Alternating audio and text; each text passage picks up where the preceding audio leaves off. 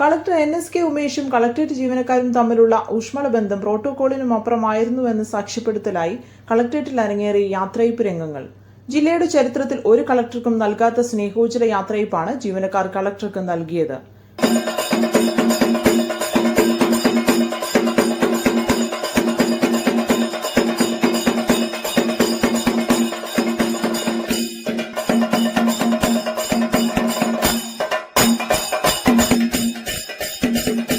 ഫയലെഴുത്തിൽ സ്നേഹത്തിന്റെ ഭാഷയും ഇടപെടലുകളിൽ വിനയത്തിന്റെ ലാളിത്യവും ചേർത്ത് ജനകീയ പരിവേഷത്തോടെ 2.5 വർഷത്തോളം ജില്ല ഭരിച്ച് വടിയിറങ്ങുന്ന കളക്ടറുടെ യാത്രയയപ്പ് ചടങ്ങ് ശ്രദ്ധേയമായി.